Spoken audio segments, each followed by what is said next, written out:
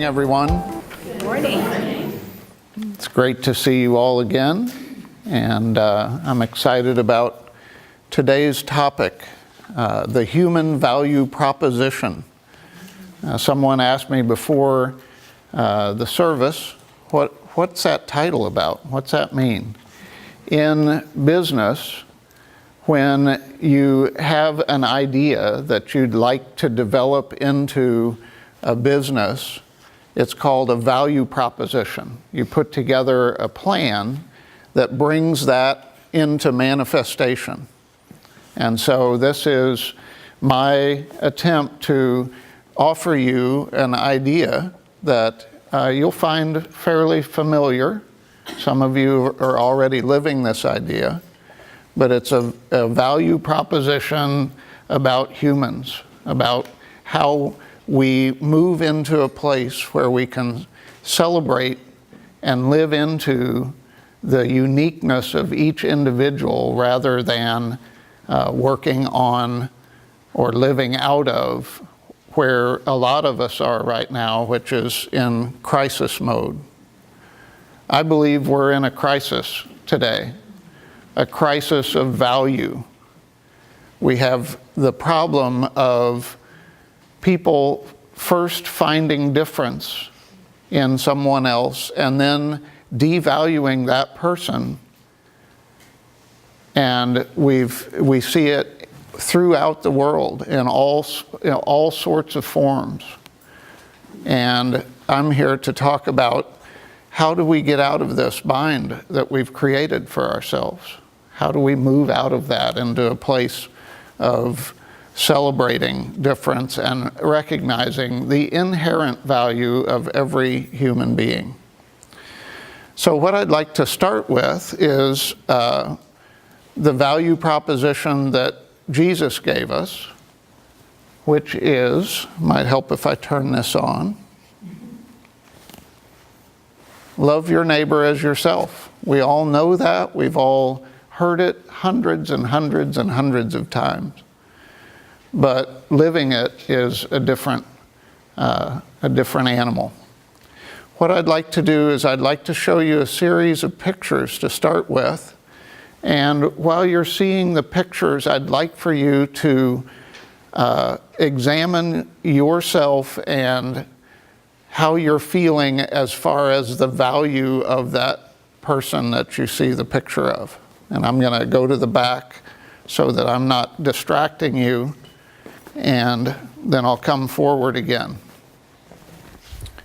So just check in with yourself at each picture and say, do I feel the same value for this person that I felt for the last person?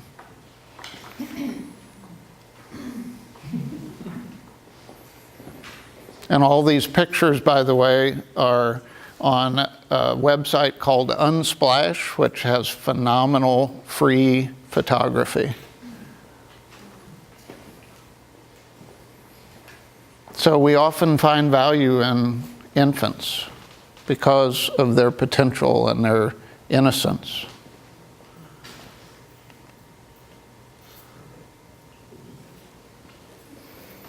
But do we keep that same value no matter the color of their skin?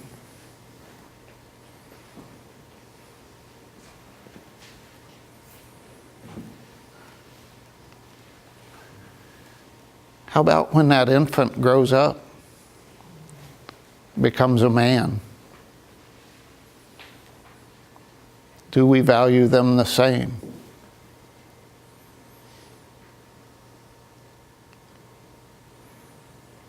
What if they have light skin and they're well educated? Do we value them more?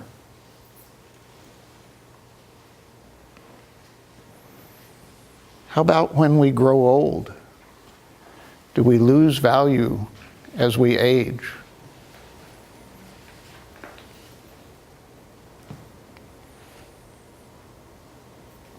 What if we have a disability? What if there's some limitation?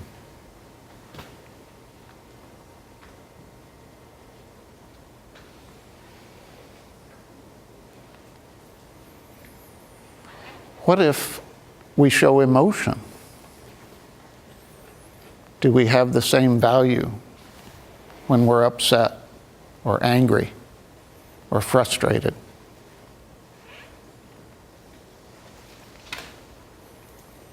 What if we're from another culture?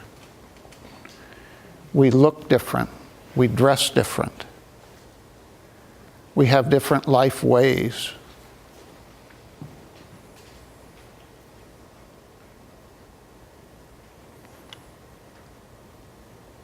What if we look weird compared to how we look in the United States? We follow a different path and express our connection to Source in a different way.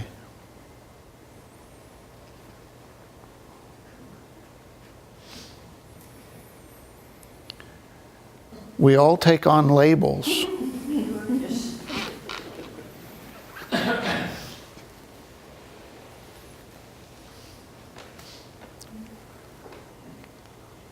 So let's talk a little bit about how we find value in each other. And my proposition is that every way that we've decided to find value in each other has a limitation except for one, and we'll get to that one at the end. So let's first talk about biological value. We share DNA. I don't share DNA with anyone in this room. So maybe I have more value for, say, my daughters who share my DNA, or my parents or my siblings. Oftentimes, the most basic way that we find value in someone else is if they're family, if they share DNA.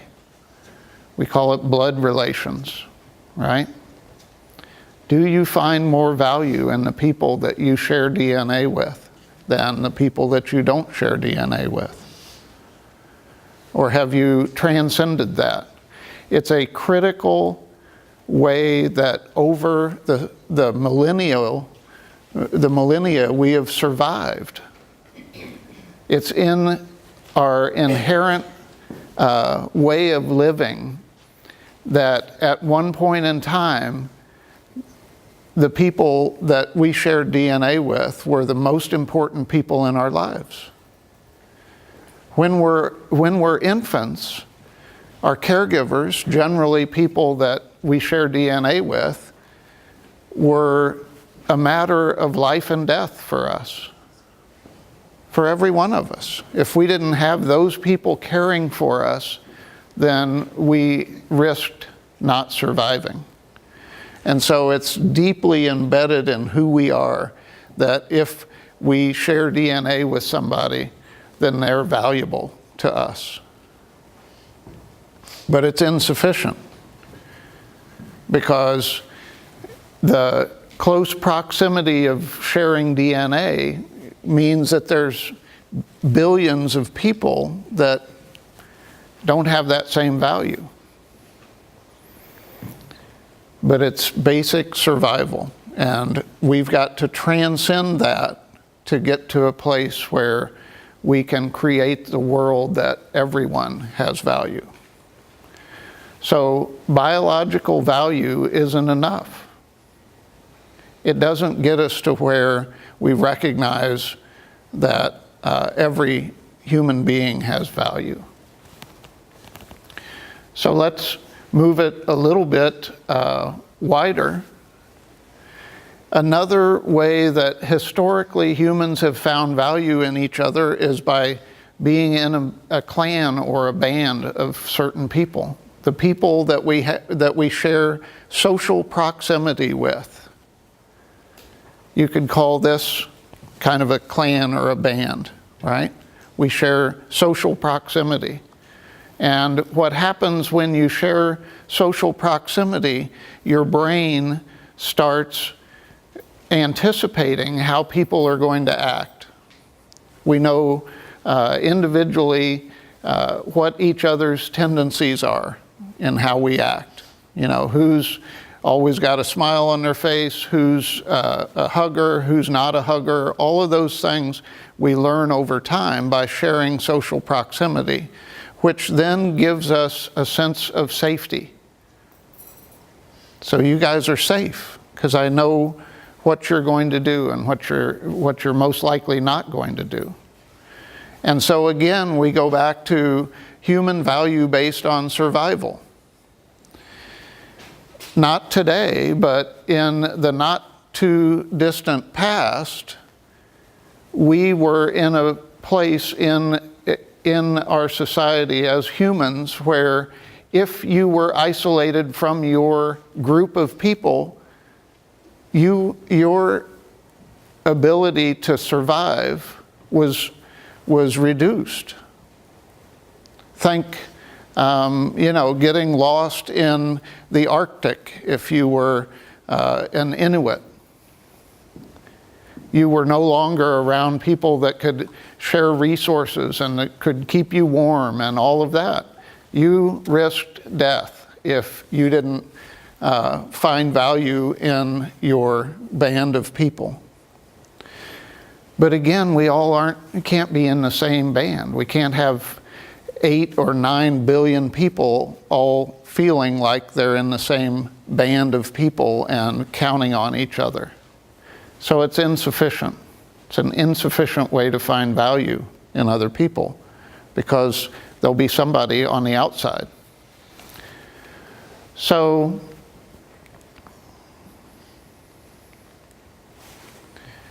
how about nationality?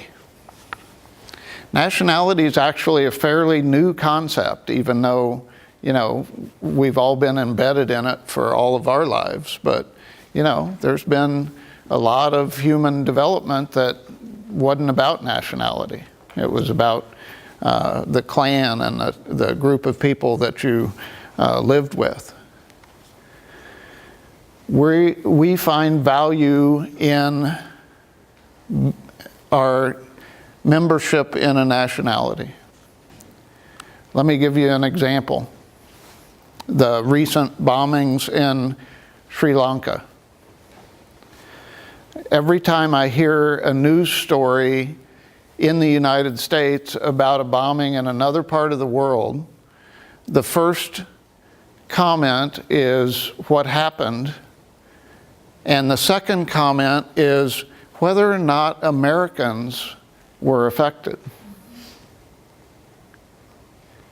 Sri Lanka, there were hundreds of people that died, and we focused down onto, were there Americans? What were they doing there? Was it targeting us, et cetera, et cetera. We get that sense of tribalism, of whether, we're somehow affected. And if it's a bomb that didn't affect any Americans, then we feel a little bit better about feeling safe in the world. It shouldn't matter. That's incomplete value of other human beings by saying only if they're Americans do they have more value. It's still a human being that was killed, or in many cases, several human beings that were killed. So the idea that we have value because we're American is also pretty limited as well, because even with this grand experiment that we started over 200 years ago, when this grand experiment started, I had value. You guys didn't have value. You didn't have value. Nobody but European males had value.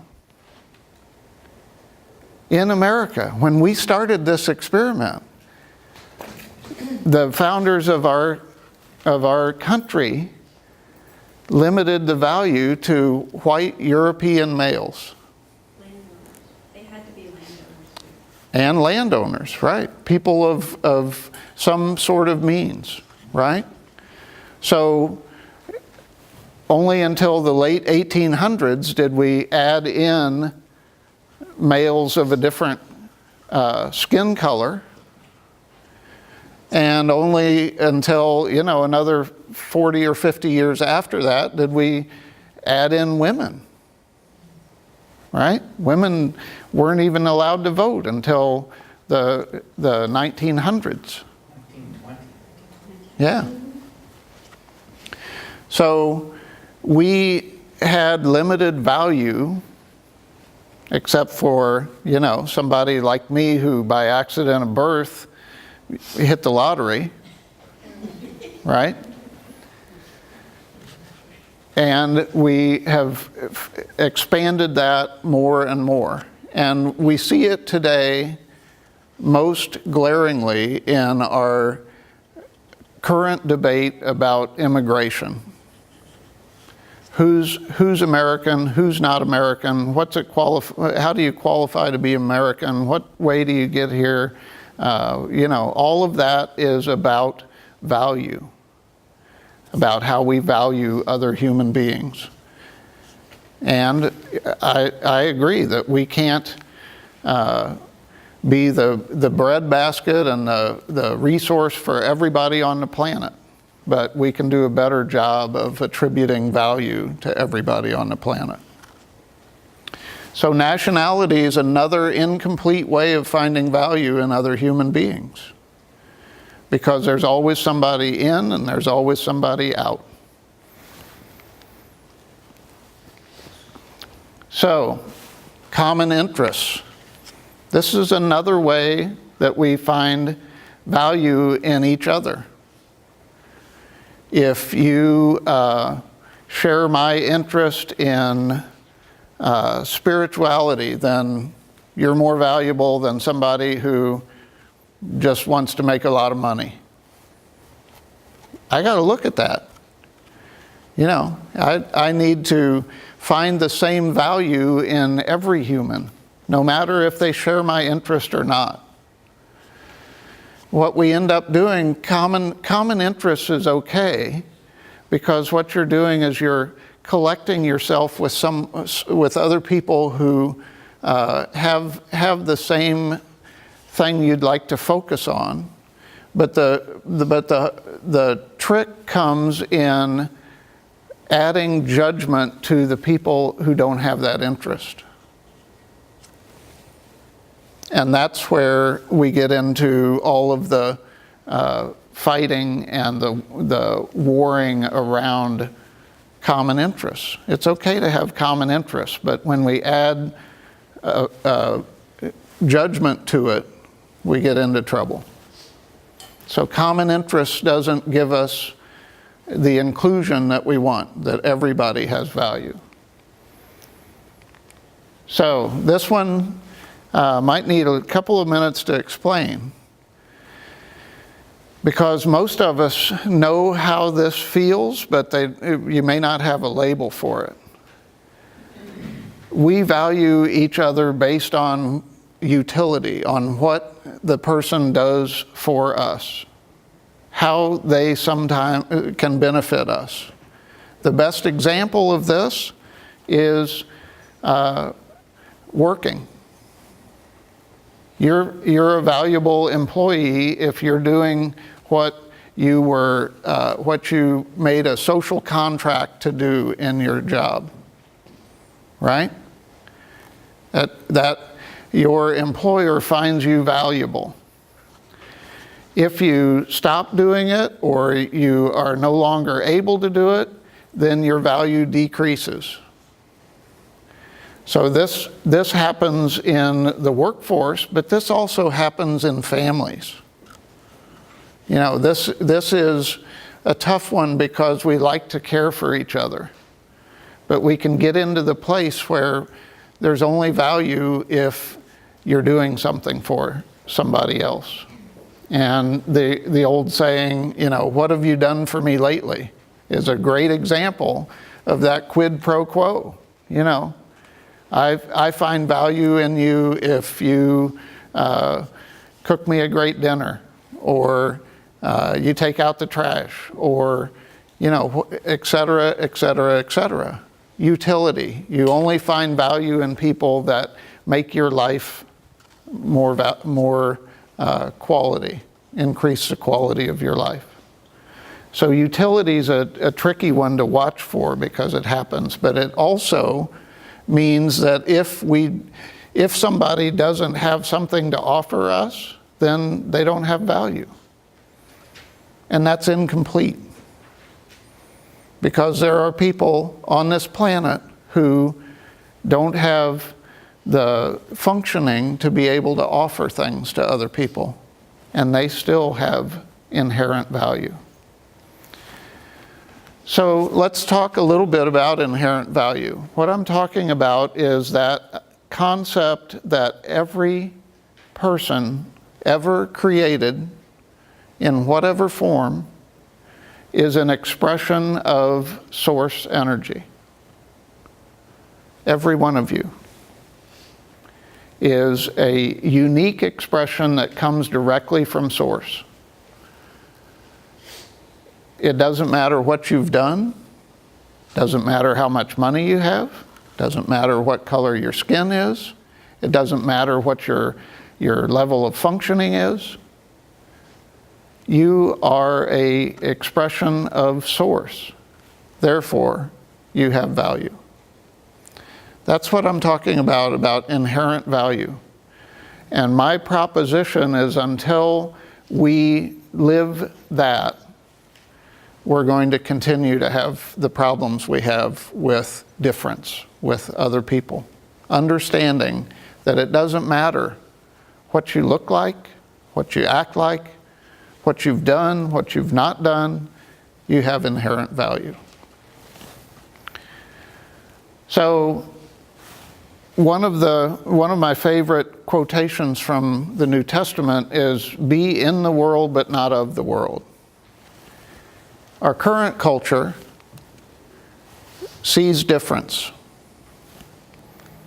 Our current culture instills fear when we see difference. Our current culture spreads hatred. And our current culture wages war. When we see inherent value in every human being, we are called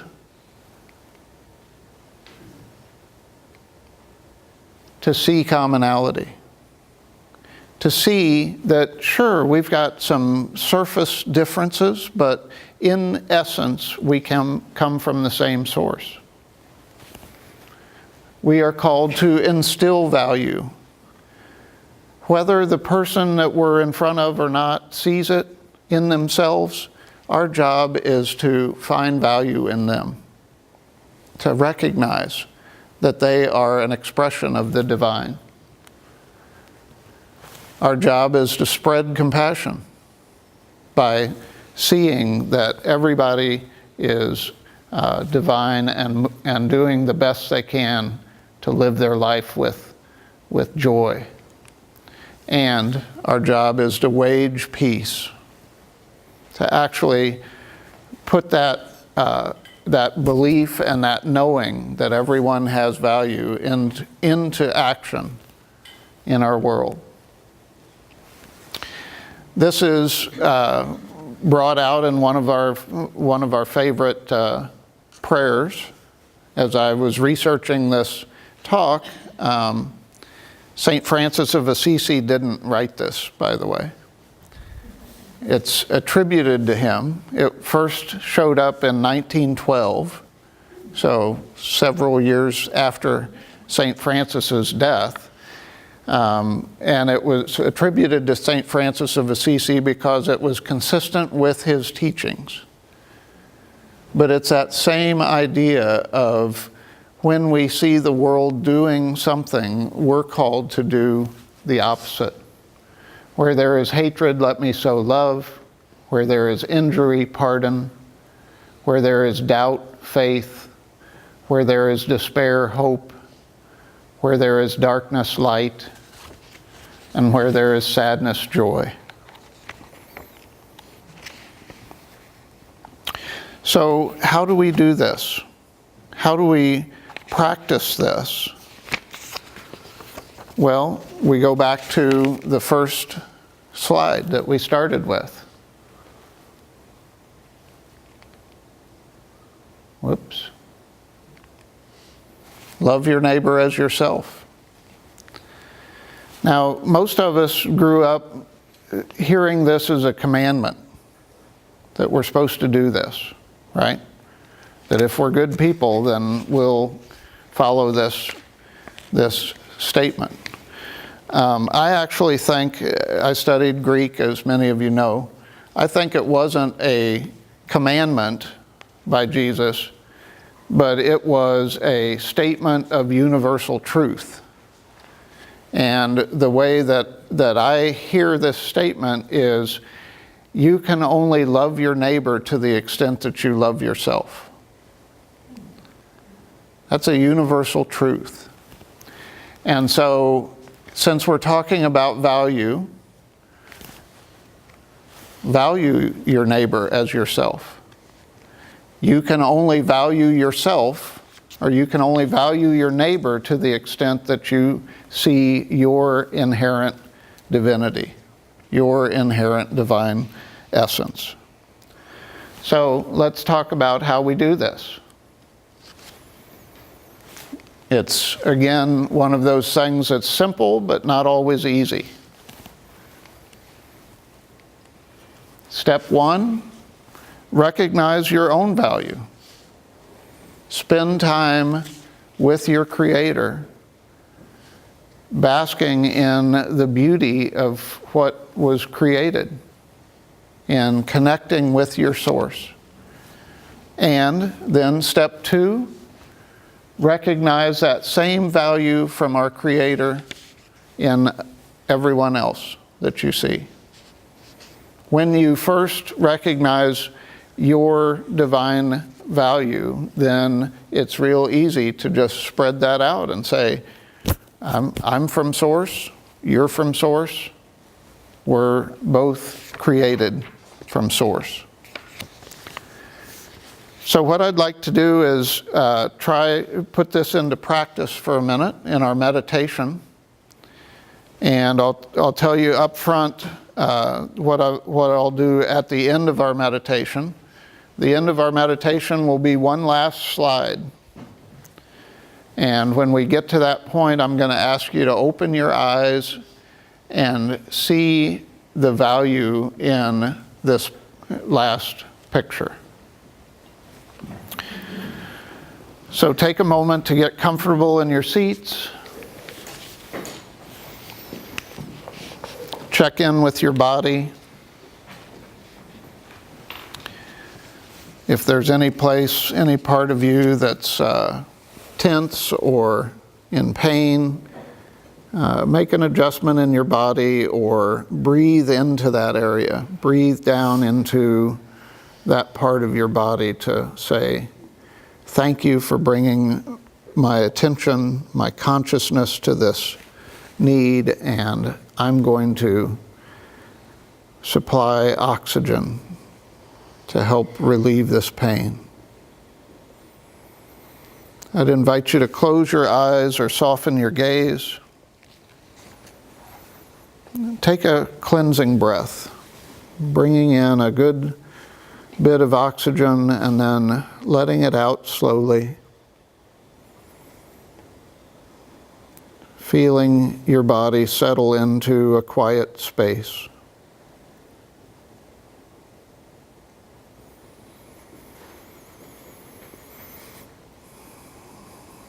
And then I'd invite you to let your mind know that it's not needed other than to process the words you're hearing me say.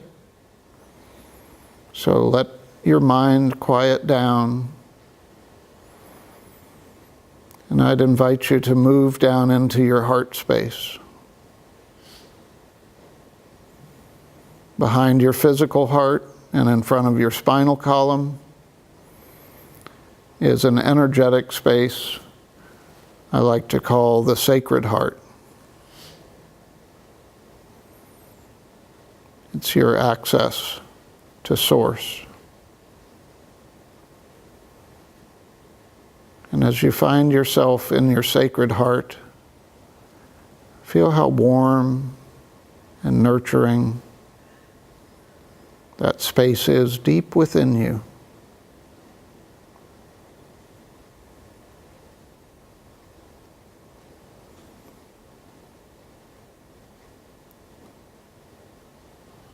And now take a moment and feel source energy in that space with you,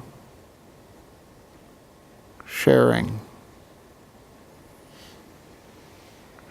that sacred space deep within you, the source of your being, the reason that you were created.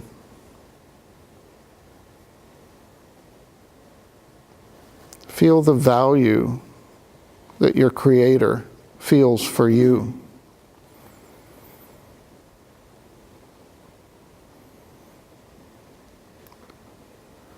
All of the wonderful ways that you navigate life. The physical body you were gifted. The emotional energy body you were gifted. The intellectual energy body or your mind that you were gifted. And the spiritual energy body or soul that you were gifted. Allow yourself to open to the love of the universe, pouring over you, pouring in you, pouring through you.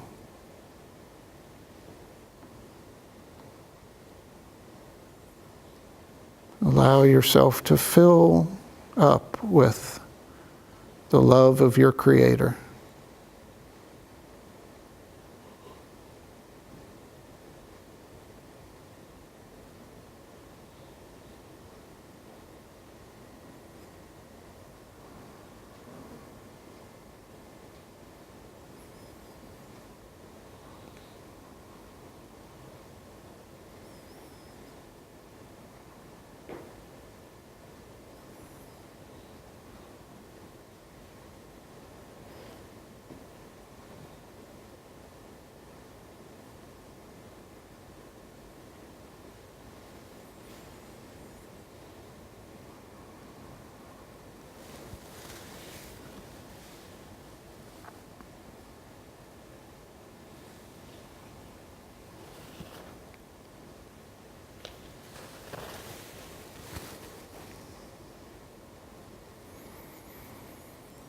And now filled up with the love of the universe that brought you into being, I'd invite you to gently open your eyes and look at the last slide and see the value.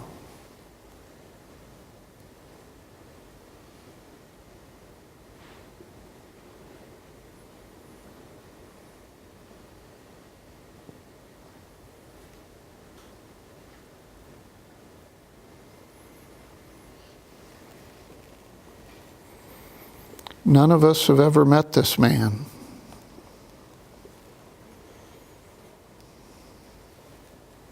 He lives on the other side of the world.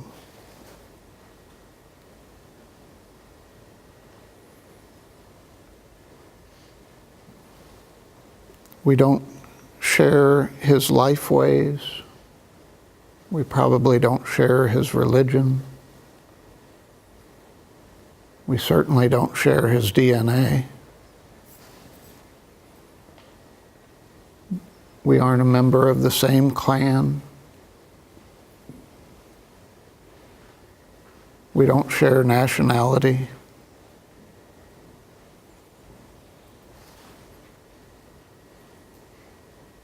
This man is an expression of the divine, just as you are. valuable.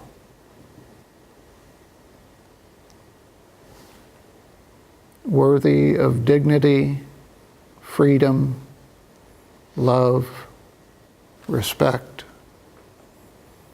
just as every creation of our Creator is.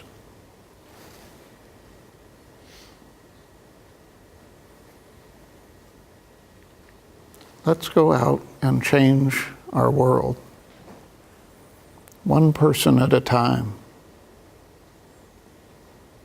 Seeing and finding that value in every person and creature we encounter.